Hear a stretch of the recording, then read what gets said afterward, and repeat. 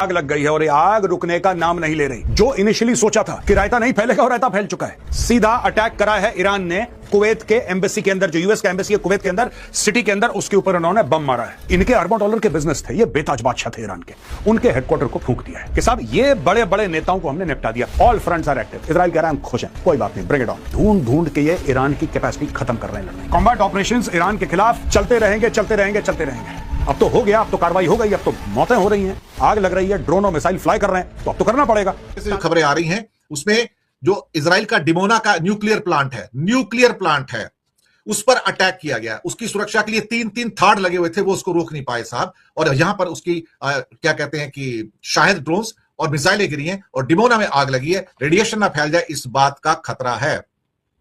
Gulf पूरी तरह से अटैक किया जा रहा है, पूरा का पूरा गल्फ इस टाइम रेटेड है और गल्फ कंट्री कह रहे हैं हम भी अटैक करेंगे ईरान के ऊपर। भैया कर लो, अगर तुम्हारे अंदर हिम्मत है कर लो, उसके बाद फिर दोबारा तो तुम्हारी मिसाइलें गिरेंगी, तब क्या करोगे? और मिसाइलें तो है ना उसके पास। बहरीन के जो फ्रेंच बेसेस हैं और आबू धाबी के जो फ्रेंच बेसेस हैं उस पर भी अटैक किया गया है। इराक में इरबिल के अंदर अमेरिकन एम्बेसी पे अटैक हुआ है। यूएसए सोल्जर्स भी मारे जा रहे हैं और कई घायल हो रहे हैं। अमेरिका में रिएक्शन भी स्ट्रांग निकल कर आएंगे, 2-4 बॉडी और पहुंचने दीजिए, वहां भी अनरेस्ट शुरू हो जाएगा। ये वर्ल्ड वॉर 3 है साहब, ये वर्ल्ड वॉर 3 है। 13-14 देश इस टाइम वॉर में हैं और सारे के सारे एक साथ ईरान के खिलाफ हैं। अब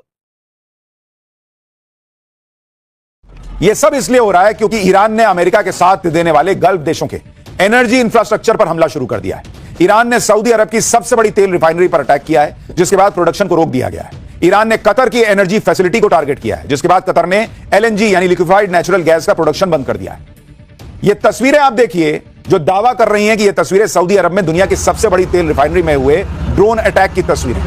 तेहरान टाइम्स के मुताबिक ईरान ने सऊदी अरब पर सबसे बड़ा हमला करते हुए सऊदी अरब की रास तानूरा ऑयल रिफाइनरी पर हमला कर दिया है। आप धुआं देख रहे हैं बॉस, उसी से आपको पता चल जाएगा कितना नुकसान हुआ है। यह रिफाइनरी सऊदी अरब की सरकारी तेल कंपनी सऊदी अरामको की है। सऊदी अरब का कहना है कि हमले से कोई बहुत बड़ा नुकसान नहीं हुआ है, लेकिन इस हमले के बाद रिफाइनरी को बंद कर दिया गया है। अब यह बंद होना डबल नुकसान है। अब समझिए कि इस हमले का सऊदी अरब और दुनिया के लिए क्या मतलब। पहला मतलब यह, क्योंकि यह सऊदी अरब की सरकारी कंपनी है, इसका मतलब यह कि ईरान का सऊदी अरब पर डायरेक्ट अटैक है और इस युद्ध में सऊदी अरब अब सीधे कूद सकता है। दूसरा, जिस रिफाइनरी पर ईरान ने हमला किया है उसकी क्षमता 5.5 लाख बैरल प्रतिदिन की है। यह दुनिया के सबसे बड़े तेल सप्लाई केंद्रों में गिना जाता है। यहीं से एशिया, यूरोप और अमेरिका में तेल भेजा जाता है। अगर यह रिफाइनरी कुछ दिन के लिए बंद होगी तो वैश्विक सप्लाई पर सीधा सीधा असर पड़ेगा। इसके अलावा स्ट्रेट ऑफ हॉर्मुज के बंद हो जाने से हाहाकार मचेगा सो अलग। कच्चे तेल के दाम भाई साहब रोके नहीं रुकेंगे, मैं आपको बता रहा हूं। और इसका प्रमाण इस बात से पता चलता है कि डोनाल्ड ट्रंप अब यह कह रहे हैं कि आने वाले दिनों में हमारे और सैनिक शहीद हो सकते हैं। तो बड़ा प्रश्न मिस्टर ट्रंप, आखिर अमेरिका को इस युद्ध में किसने ढकेला? आखिर क्यों आपने ईरान पर प्रहार किया जबकि ईरान तमाम शर्तों को पूरी कर रहा था? आज विदेश मंत्री अब्बास अराक्ची कह रहे हैं कि हम जंग नहीं लड़ना चाहते थे, हम हमले नहीं कर रहे हैं। आप जंग हमारे दरवाजे पर लेकर आए, आपने हमारे सुप्रीम लीडर को मौत के घाट उतार दिया। इसके बाद आप हमसे क्या उम्मीद कर रहे हैं? सुनिए, डोनाल्ड ट्रंप, वो डरा हुआ डोनाल्ड ट्रंप जिनके दाएं हाथ को नहीं पता कि उनका बायां हाथ क्या कह रहा है, इस व्यक्ति को कोई अंदाजा नहीं है। को क्लियरली जान लेनी चाहिए कि ये वॉर हो इसीलिए रहा है क्योंकि इजराइल चाहता है और कोई भी नहीं चाहता ये वॉर। तो जब उन्होंने अटैक किया लास्ट टाइम हमने आपको अपडेट दिया था, उसके बाद ये पर्टिकुलर अपडेट है। जो सुप्रीम लीडर हैं ईरान के, खamenei, ही वाज किल्ड। उनका मर्डर कर दिया गया ड्यूरिंग दीज अटैक्स। उनका मर्डर भी कहाँ हुआ? उनके रेजिडेंस पर, जहां पे वो थे अपने दामाद, बेटी और अपनी नाती के साथ। अब सवाल तो ये उठता है कि भाई इन द मिडस्ट जब इतनी ज्यादा टेंशन थी वो वहां पे थे क्यों? तो उसका जवाब क्लियर है कि अमेरिकन डिसेप्शन में they are one of the best. वो बताते हैं कि भाई ऐसा कुछ भी अटैक नहीं होने वाला, अभी तो हम नेगोशिएट कर रहे हैं, एंड फिर जाके इस टाइप की चीज हो जाती है। ये पहले भी हुई थी एंड कहीं ना कहीं ईरानियंस पिछली बार भी ट्रैप में आ गए, इस बार भी आ गए। तो इसका मतलब क्या हुआ? Is that the end? हो क्या रहा है एग्जैक्टली? दोनों साइड्स पे क्या डैमेज हुआ है? यूएस की क्या स्ट्रैटेजी है, क्या वो वर्क कर रही है? ईरान की क्या स्ट्रैटेजी है जो पहले हमने थी, क्या उस पर वो फॉलो कर पा रहे हैं या डैमेज बहुत ज्यादा हो चुका है? अब नेक्स्ट क्या आने वाला है? क्या ट्रंप ने एक सीजफायर रिक्वेस्ट की जिसको ईरान ने रिजेक्ट कर दिया? इस सब के बारे में बात करेंगे आज। सबसे पहले तो ये जानना जरूरी है कि सुप्रीम लीडर खamenei के अलावा बहुत सारे जो लीडरशिप रोल्स में थे लोग, उनको भी मार दिया गया है।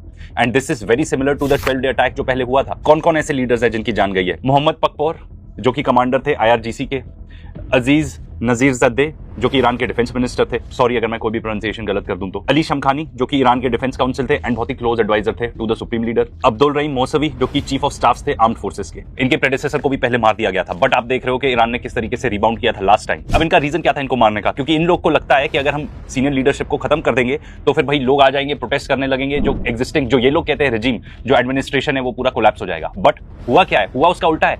वॉर चल रहा है, ऊपर से मिसाइल्स गिर रही हैं, ठीक है, एक्सप्लोजन हो जा रहे हैं, बट फिर भी लोग आए हैं स्ट्रीट्स में बाहर to support the current administration.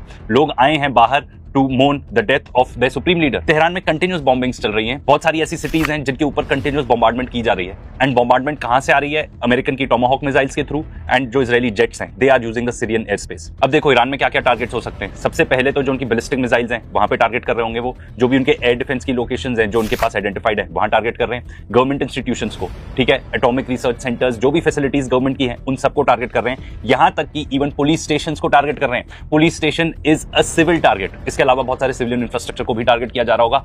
For what? To pressurise the current government कि भाई एडमिनिस्ट्रेशन को ही पूरा कोलैप्स कर दो, यही इनकी कोशिश है। इसके अलावा कई सारे हॉस्पिटल्स भी हैं जिनको टारगेट किया गया है, जैसे कि फॉर एग्जांपल तेहरान में गांधी हॉस्पिटल है, उसको टारगेट किया गया। एंड मैं आपको इस टाइम पे ये भी बताना चाहता हूं कि ऐसी कोई भी रिपोर्ट इजराइल से नहीं आई है कि हॉस्पिटल को टारगेट किया गया, क्योंकि एक भी जरा सी आएगी, जो भी सिविलियन कैजुअलिटी हो गई, इजराइल सबसे ज्यादा उसी को एम्पलीफाई करेगा। यही है इंफॉर्मेशन वॉरफेयर। तो अमेरिकन एंड इजरायलीज का क्या मकसद है? वो सिर्फ मिलिट्री इंफ्रास्ट्रक्चर को नहीं टारगेट कर रहे, सिविलियन को भी कर रहे हैं, ताकि आपको बता सकें देखो हम ये तुम्हारे खिलाफ कर सकते हैं, तुमको पूरा खत्म कर सकते हैं, ऐसी मैसेजिंग देने की वो कोशिश कर रहे हैं। एंड इसका बहुत अच्छा एग्जांपल है जो मिनाब में एक गर्ल्स स्कूल को टारगेट किया गया। वहां पे एलिमेंट्री स्कूल के बच्चे थे, छोटी छोटी बच्चियां थी। 165 बच्चों को मारा इजरायलीज ने एक दिन में। मतलब जैसे कि इनका कोई रिचुअल ही होता हो कि बच्चों को तो मारना ही मारना है, बच्चों को मर्डर करना ही करना है। एंड एलिमेंट्री स्कूल का मतलब 4 से 11 साल की बच्चियां थी वो। एंड क्यों किया होगा उन्होंने? सब ये पूछते हैं। हमारे यहाँ पे ऐसे बहुत सारे मेरे आसपास ऐसे इंडियन लोग हैं, ठीक है, जिनको कुछ समझ में नहीं आती कि एग्जैक्टली इनकी स्ट्रैटेजी क्या है। वो कहते हैं अरे कोलैटरल डैमेज हो गया होगा।